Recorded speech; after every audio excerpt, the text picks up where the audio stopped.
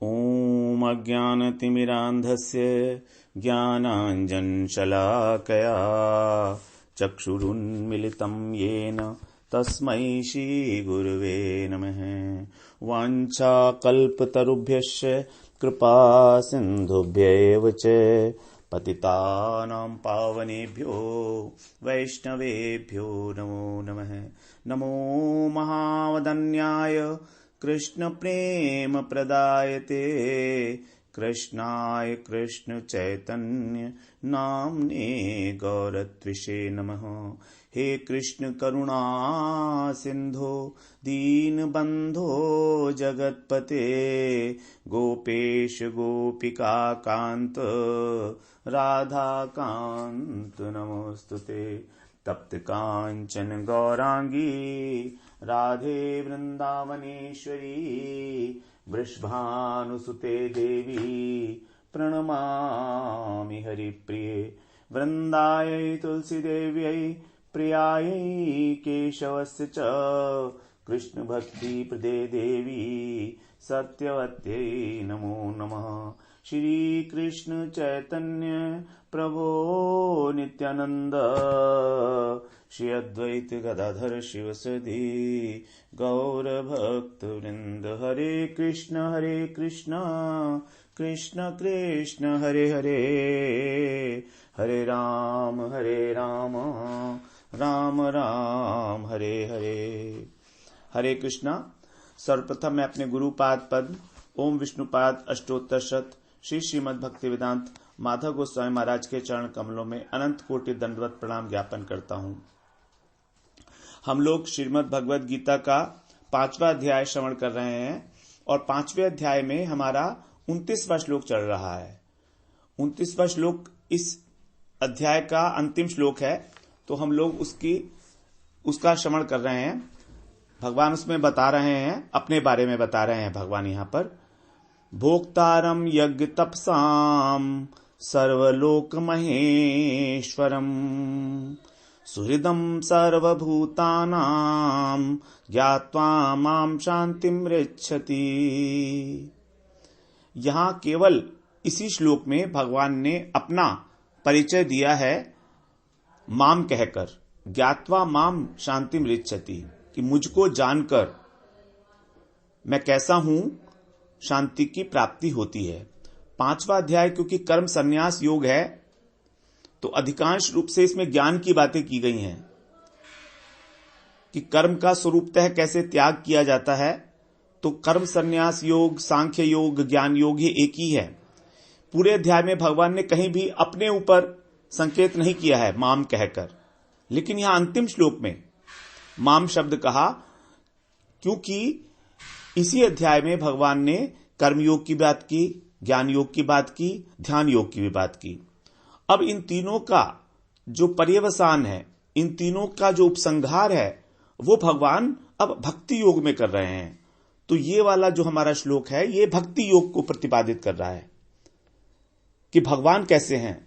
भोक्तारम यज्ञ तपसाम, कि वही भोक्ता है यज्ञ के, तपसाम तपस्याओं के भी वही भोक्ता है, और सर्वलोक महेश्वरम, और जितने भी भुवन हैं, जितने भी लोक हैं, उन सबके महान ईश्वर हैं, मतलब ईश्वरों के भी ईश्वर हैं। जैसे अनेकानेक ईश्वर हैं, शिव जी हैं, ब्रह्मा जी हैं, लेकिन उन सबके जो महेश्वर हैं वो हैं भगवान स्वयं। और सुहृदम सर्वभूतानाम, और सभी प्राणी मात्र के सुहृद हैं भगवान, उनका कल्याण सोचने के लिए। क्यों?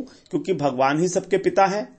आगे भगवान बताएंगे अहम सर्वस्य प्रभुवो मत्तः सर्वम प्रवर्तते, कि मुझे से सब कुछ उत्पन्न हुआ है। अहम बीज प्रदः पिता, मैं ही बीज देने वाला पिता हूं।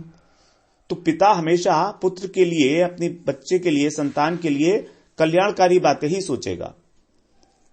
तो सुहृदम सर्वभूतानाम, इस प्रकार जो जान लेता है वो ज्ञात्वा माम शांतिम ऋच्छति, वो शांति को प्राप्त होता है। तो अब भगवान यहां से मुख्य रूप से 2 बातें बताई हैं इसमें। नंबर 1, सभी यज्ञों के और तपस्याओं के भगवान जो फल हैं, उसके यज्ञ का जो फल है और तपस्या का जो फल है, उसके भोक्ता वास्तव में भगवान है। जो कर्मी लोग हैं वो लोग यज्ञ करते हैं। जब हम कर्मी की बात करते हैं तो हम उनकी बात कर रहे हैं जो वैदिक कर्म करते हैं, वेदों के अनुसार, शास्त्रों के अनुसार जो कर्म का विधान किया गया है वो। तो वो जो यज्ञ वगैरह करते हैं तो उनकी क्या इच्छा होती है? उनकी इच्छा होती है स्वर्ग की प्राप्ति। जो तपस्या करते हैं उनकी भी इच्छा होती है कि स्वर्ग से भी ऊपर किसी लोक की प्राप्ति, महलोक, जनलोक, तपलोक।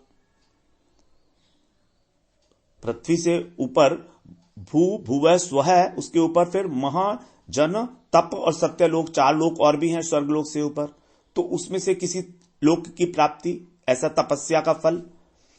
तो जो तपस्या का फल है वो वास्तव में कहते हैं भगवान कि मैं हूं उसका भोक्ता। उसका जो फल है वो मैं हूं भोक्ता, तो मुझे ही देना चाहिए, मुझे ही प्राप्त होना चाहिए उसका फल। तो मतलब हमारे लिए डायरेक्ट आदेश है कि जो भी यज्ञ हम करते हैं उसका फल हमको भगवान को अर्पण करना ही चाहिए। जैसे एक फैक्ट्री के अंदर नौकर होता है या एक बैंक सेठ जी का एक कोई वो होता है, कैशियर होता है। तो कैशियर जो है पैसे इकट्ठे करता है, सारे दिन पैसे इकट्ठे करता है, लेकिन बाद में किसको अर्पण कर देता है? सेठ जी को अर्पण कर देता है। उसके बाद फिर सेठ जी उसको पारितोषिक के रूप में या सैलरी के रूप में कुछ भी दे सकते हैं उसके जीवन निर्वाह के लिए। उसी प्रकार हम लोग भी भगवान के सेवक हैं। तो इसलिए वो कह रहे हैं मैं हूं भोक्ता इनका, और हम स्वयं को भोक्ता मानने लगते हैं। तभी भगवान ने कहा था कि फल में तेरा अधिकार नहीं है। कर्मण्येवाधिकारस्ते मां फलेषु कदाचन, मां फलेषु कदाचन। फल में तेरा कभी भी अधिकार नहीं है। कर्तव्य में अधिकार है तेरा, कर्म में अधिकार है, लेकिन फल में नहीं है। फल तुझे मुझे अर्पण करना होगा। तो भगवान सभी यज्ञों के, सभी तपस्याओं के भोक्ता हैं, उनका जो फल मिलेगा। और दूसरा, भगवान सर्वलोक महेश्वरम, जितने भी लोक हैं, 14 भुवन, उस सबके ईश्वर हैं, अर्थात उसके नियंता हैं। नियंता मतलब उसका नियंत्रण करने वाले हैं। उन्हीं की इच्छा से सृष्टि, पालन और स्थिति होती है और संहार होता है। जितने भी प्राणी मात्र हैं, तो उन सबका ईश्वर स्वामी होने के कारण भगवान ही मूल स्वामी है, मूल ईश्वर है। अब जो कुछ भी कार्य होगा वो उनकी इच्छा से होगा। माया भी जो कार्य करती है वो इच्छा के अनुसार करती है भगवान की। माया अध्यक्षेण प्रकृति सूयते से चराचरम। मेरी इच्छा से, माया अध्यक्षेण, मेरी अध्यक्षता में माया जो है सारे जगत को उत्पन्न करती है। सूयते माने उत्पन्न करती है, सृष्टि करती है इस जगत की। तो फिर मूल कर्ता कौन है? मूल कर्ता भगवान है। तो महेश्वर कहने के साथ साथ ही उन्होंने ये कहा कि मैं मूल कर्ता हूं, और भोक्ता, मैं मूल भोक्ता भी मैं ही हूं। क्योंकि जो कर्ता होगा वही भोक्ता होगा। वास्तव में जो करता है वही भोक्ता है। तो हम क्या हुए? हम हुए प्रयोज्य कर्ता, और भगवान हो गए प्रयोजक कर्ता। प्रयोजक कर्ता मतलब जो प्रेरणा देते हैं, और प्रयोज्य कर्ता जो प्रेरणा लेकर कार्य करता है। जैसे एक रसोइया है, तो रसोइया अपने मालिक की आज्ञा के अनुसार रसोई में कार्य करता है। जैसा उसको मालिक ने समझाया, जिस प्रकार से बताया उसको कि ऐसे बनाना है ये भोजन, तो वो उसी प्रकार से बनाता है। और मालिक के ही जो सारे उपकरण हैं, जो सारे सामग्री है, वो मालिक की ही है। तो उसी प्रकार से जो मालिक है वो तो है प्रयोजक कर्ता, प्रयोजक, क्योंकि वो प्रेरणा दे रहा है। अगर वो प्रेरणा नहीं देगा तो रसोइया कोई भी काम नहीं करेगा। तो रसोइया हो गया प्रयोज्य कर्ता। उसी प्रकार हम लोगों को भी अपने लिए समझना है कि भगवान जब हमारे अंतःकरण में प्रेरणा करते हैं, क्योंकि वो अंतर्यामी रूप से स्थित है, भगवान हमारा नियंत्रण करते हैं। ईश्वर का मतलब यह होता है कि जो नियंत्रण करता है, जो स्वामी है, जो मालिक है। तो वही भगवान ईश्वर है, हमारे हृदय में बैठे हुए हमको प्रेरणा कर रहे हैं। अगर वो प्रेरणा नहीं करेंगे तो हम कार्य क्यों करेंगे? कार्य को करने की प्रेरणा भगवान से मिल रही है, तो भगवान ही मूल कर्ता हो गए। हम लोग केवल प्रयोज्य करता हैं, और हमारी भूल ये हो जाती है कि हम स्वयं को मूल कर्ता मानने लगते हैं, उस कार्य में आसक्त होकर या उस कार्य के द्वारा जो फल मिलेगा उसमें आसक्त होकर। तो फल में आसक्ति हमको भोक्ता बना देती है, और कार्य करने में आसक्ति हमको कर्ता बना देती है। हम स्वयं को कर्ता किस प्रकार मानते हैं? क्योंकि हमको कर्म करने में आसक्ति हो गई कि ये कार्य करना मेरे को अच्छा लग रहा है, तो हम कर्ता हो गए। और हम फल भोगना चाहते हैं, इसलिए हम भोक्ता भी हो गए। तो सबसे पहले कर्ता होगा, फिर भोक्ता पैदा होगा। अगर कर्ता ही नहीं है तो भोक्ता ही नहीं होगा। काम ही नहीं किया तो फल कहां से मिलेगा? काम ही नहीं किया तो फल कहां से मिलेगा? लेकिन ये कर्तापन का अभिमान हमारा सूक्ष्म है, और भोक्तापन का महाभिमान स्थूल है, वो दिखाई देता है। हमको ये मालूम है कि हमको ये वाली सब्जी अच्छी लगती है, इसका भोग हम करना चाहते हैं। अब वो हमने बनाई, हम कर्ता हो गए, तो हम कर्ता हो गए, ये अभिमान हमको दिखाई नहीं देता, लेकिन भोक्ता अभिमान हमें दिखाई देता है। तो इसीलिए जब छोड़ने की बात होगी तो सबसे पहले भोक्तापन छोड़ना पड़ेगा। भोक्तापन का मतलब क्या है? भोक्तापन का मतलब है फल के अंदर आसक्ति ना हो, अर्थात विषयों के अंदर आसक्ति ना हो। फल क्या है? पदार्थ है, द्रव्य है। तो जो फल है उसके अंदर हमारी आसक्ति नहीं होनी चाहिए। अगर आसक्ति नहीं है तो हम चाहे उसका भोग करें तो भी हमको उसमें कर्ता बनने का कोई आग्रह नहीं होगा। हम स्वयं को उसका कर्ता नहीं मानना चाहेंगे, क्योंकि हमको फल में आसक्ति ही नहीं है। हमने जीवन निर्वाह के लिए उस फल का उपभोग किया प्रसाद के रूप में, लेकिन हम ये नहीं कहेंगे कि ये जो है मैंने किया है। तो इसलिए हमको ये बहुत अच्छी तरह से समझना है, पूरे कर्म योग का यही सार है कि वास्तविक कर्ता कौन है और वास्तविक भोक्ता कौन है। तो यहां भगवान ने कंक्लूसिवली इस बात को कहा है कि अब हमको इस प्रकार का जो अभिमान है कर्तापन का और भोक्तापन का, इससे हमको मुक्त हो जाना चाहिए। जो बात भगवान ने शुरू की थी दूसरे अध्याय के 47वें श्लोक में, कर्मण्येवाधिकारस्ते मा फलेषु कदाचन, वही बात तीसरे अध्याय में पूरी विस्तृत रूप से समझाई गई। प्रकृति कार्य करती है, आत्मा कार्य नहीं करती है। आत्मा में अभिमान शरीर के कारण हो रहा है, शरीर की आसक्ति होने के कारण हो रहा है, और फल में हमारी आसक्ति का कारण है हमारे को शरीर हम समझते हैं स्वयं को। हमारी देह शक्ति, देह में जो आसक्ति है, यही हमको फल में आसक्ति का कारण बनती है। क्योंकि इस शरीर को सुख सुविधा चाहिए, इस शरीर को भोग चाहिए।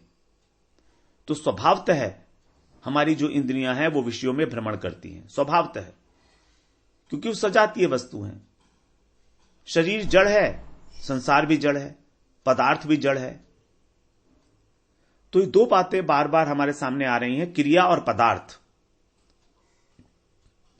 क्रिया कर्तापन को जन्म देती है और पदार्थ भोक्तापन को जन्म देता है, और इन दोनों का वास्तविक कारण है हमारा देहाभिमान, कि हम देह हैं, हम शरीर हैं।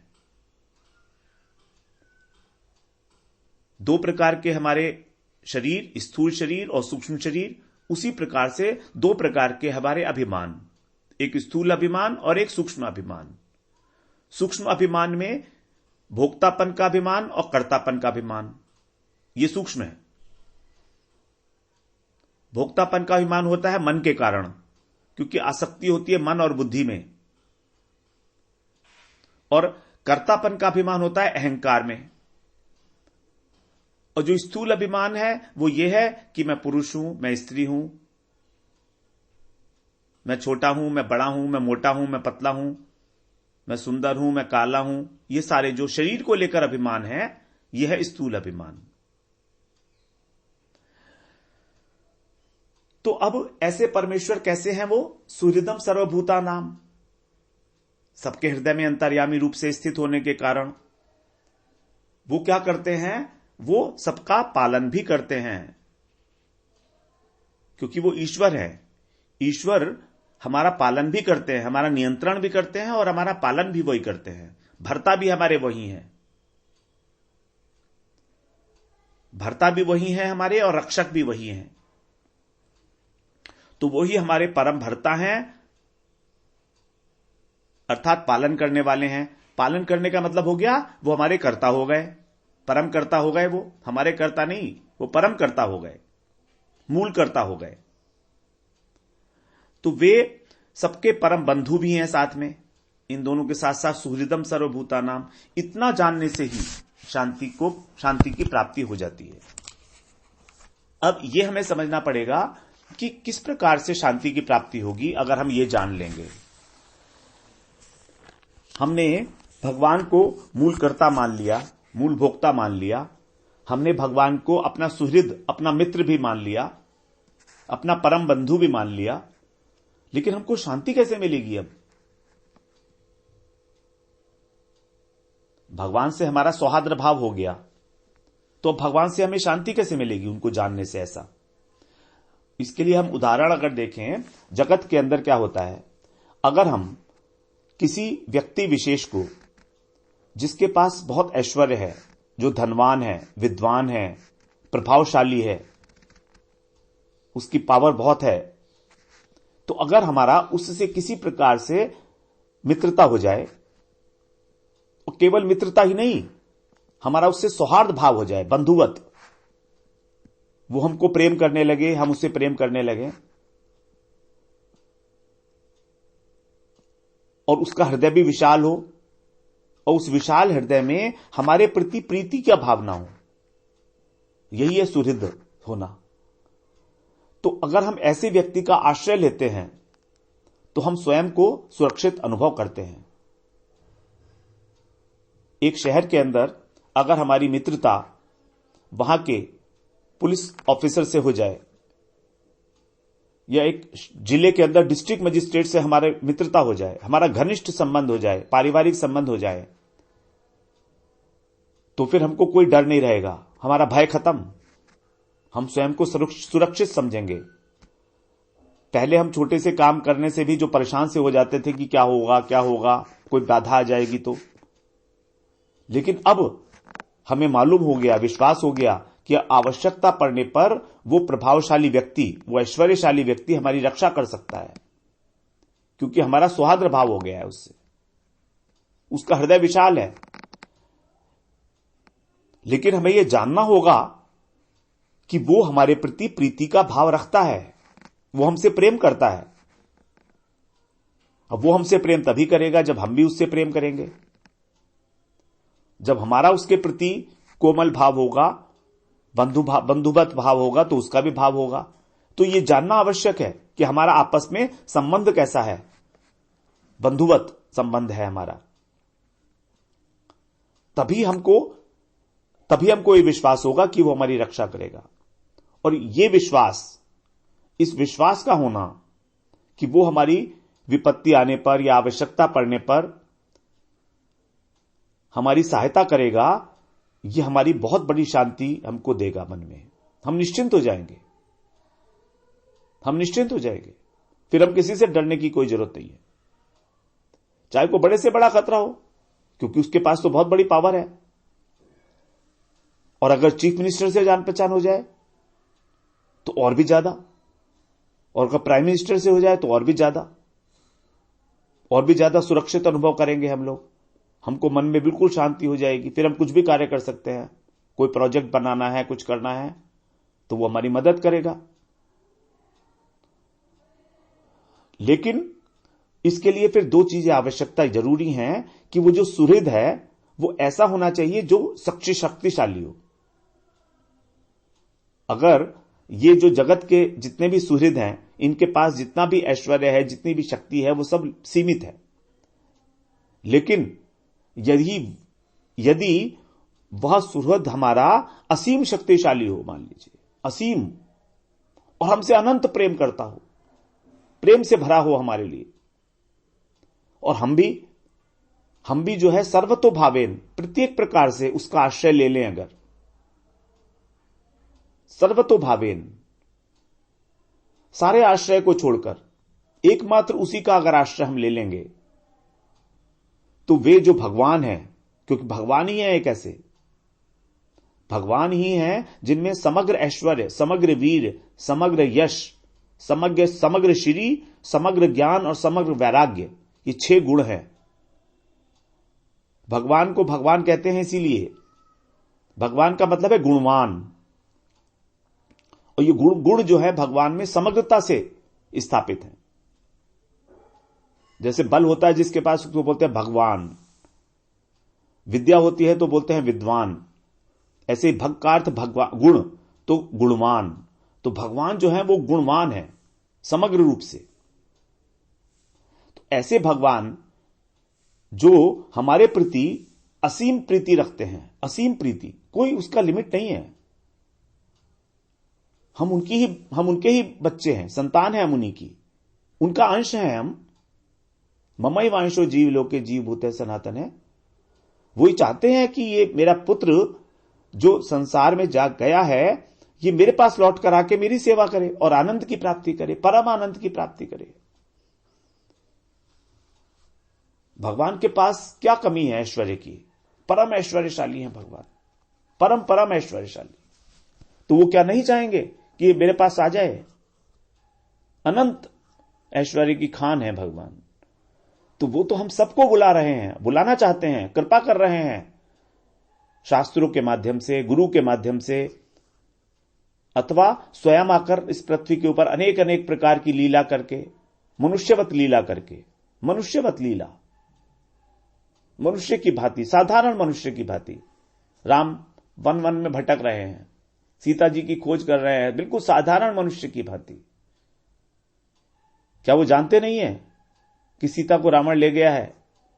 लेकिन तो भी ऐसी लीला कर रहे हैं कि हमारा उनके साथ एक एडेप्टेशन हो जाए, हम उनको स्वीकार कर लें। भगवान को स्वीकार करना बहुत मुश्किल है, लेकिन भगवान जब लीला करते हैं मनुष्य की भांति आके, परम ऐश्वर्यशाली होते हुए भी, तब हमारा उनकी कथा का गान करके उनके प्रति रुचि हो जाती है जागृत। भगवान आते ही इसलिए है, अनुग्रह करने के लिए भगवान में इस पृथ्वी पर आते हैं अपने भक्तों पर, कि वो मेरी लीला का गान करें, और अभक्तों पर इसलिए कि वो मेरी कथा सुन के उसमें रुचि लें, और रुचि लेंगे, महिमा जानेंगे मेरी, तो फिर उनका स्वाभाविक रूप से मेरे प्रति प्रेम हो जाएगा। 6 दिन की अवस्था में कृष्ण ने पूतना का वध कर दिया।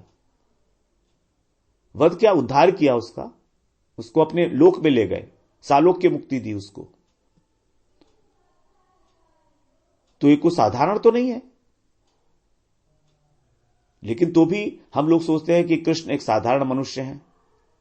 ऐसा बहुत लोग सोचते हैं कि कृष्ण केवल एक महापुरुष है, महापुरुष।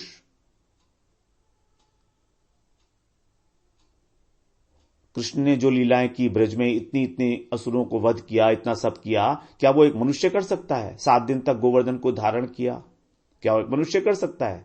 लेकिन जब हम उनकी कथाओं के अंदर प्रवेश करते हैं, अच्छी प्रकार से समझते हैं कि पूतना का वध जो किया, उद्धार जो किया, किस प्रकार से किया, जब हमें गुरु हमारे समझाते हैं, तो फिर हमको कृष्ण से प्रेम हो जाता है कि इतने उदार हैं वो, कि पूतना जो उनको वध करने के लिए आई थी, उसको भी अपनी धात्री की भांति गति दे दी, धात्री उचित गति दी पूतना को। इतने असीम करुणा वरुणालय है भगवान।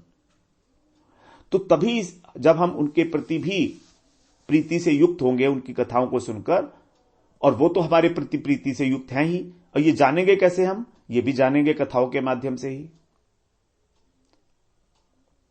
तो जब उनका आश्रय लेंगे, उनकी शरणागति लेंगे, तब परम शांति प्राप्त करने में किसी प्रकार का कोई भी संदेह नहीं रह सकता, रह ही नहीं सकता। एक साधारण जगत के अंदर भी अगर हम किसी पुरुष का आश्रय लें जो परम ऐश्वर्यशाली है, तो हमको कोई हमको भय नहीं लगता है।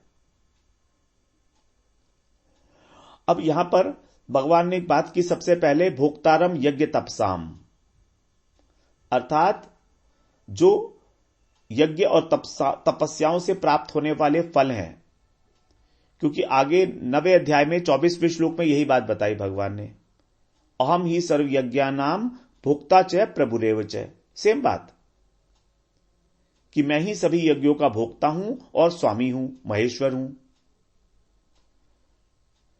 तो भगवान के इस तत्व को जो नहीं जानते हैं लोग, वो ऐसा सोचते हैं कि जो हमने यज्ञ आदि किया है, इसका जो भोक्ता है वो देवता लोग हैं।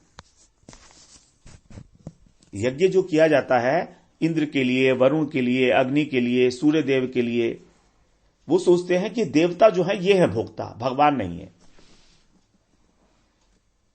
इसीलिए उन लोगों को उस यज्ञ का जो फल मिलता है वो अल्प फल मिलता है, बहुत कम फल मिलता है उनको, और जो फल होता है वो भी नाशवान फल होता है। और वे लोग मृत्यु के बाद उन्हीं देवताओं को प्राप्त करते हैं जिसकी वो पूजा करते हैं। यही बात भगवान ने आगे बता दी 7वें अध्याय में, अंतवत्तु फलम तेषाम तदभवति अल्पमेधसाम, अंतवत्तु फलम तेषाम तदभवति अल्पमेधसाम, 7वें अध्याय का 23वां श्लोक है।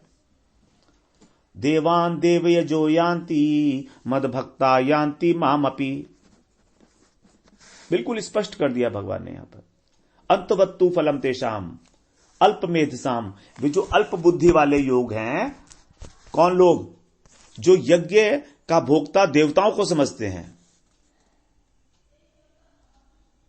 वे क्या है, अल्प बुद्धि वाले। उनको जो फल मिलता है वो कैसा है, अंतवत्तु, अंत होने वाला नाशवान फल होता है,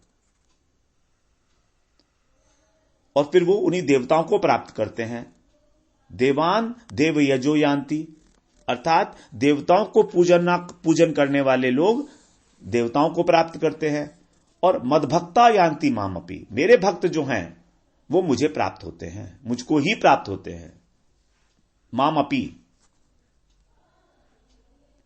इसीलिए उन लोगों को यथार्थ शांति नहीं मिलती है जो भगवान को यज्ञ का भोक्ता नहीं मानते।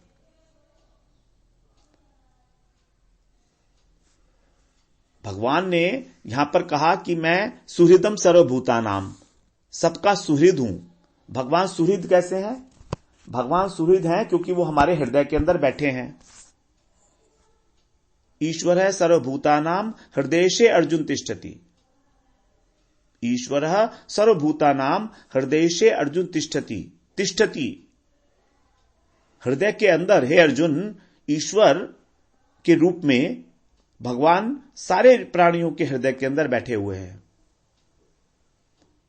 18वें अध्याय का 61वें श्लोक में बताया। फिर यही बात 15वें चैप्टर के 15वें श्लोक में ही बताई थी, सर्वस्य चाहम हृदय सन्निविष्ट, हृदय सन्निविष्ट, हृदय के अंदर मैं निविष्ट हूं, अच्छे प्रकार से बैठा हुआ हूं, निविष्ट। सर्वस्य, जितने भी हैं, जितने प्राणी हैं, च अहम, अहम मतलब मैं, ईश्वर के रूप में। तो जब ईश्वर के रूप में वही बैठे हैं तो वास्तव में वही कर्ता हो गए और वही भोक्ता हो गए, क्योंकि भोक्ता वो देवता नहीं है, भोक्ता भगवान ही है। लेकिन जो देवताओं को भोक्ता मानता है उसको विनाशी फल मिलता है, और जो भगवान को भोक्ता मानता है उसको भगवान अपने अनुसार, उसकी योग्यता के अनुसार जो भी उसके लिए कल्याणकारी है वो वाला फल उसको प्रदान करेंगे। तो ये है भगवान ने जब कहा भोक्तारम यज्ञ तपसाम। फिर हम इसी बात को थोड़ा सा और आगे श्रवण करते हुए आगे बढ़ेंगे। वांछा कल्पतरुभ्यश्च कृपा सिंधुभ्यैव च पतितानां पावनेभ्यो वैष्णवेभ्यो नमो नमः।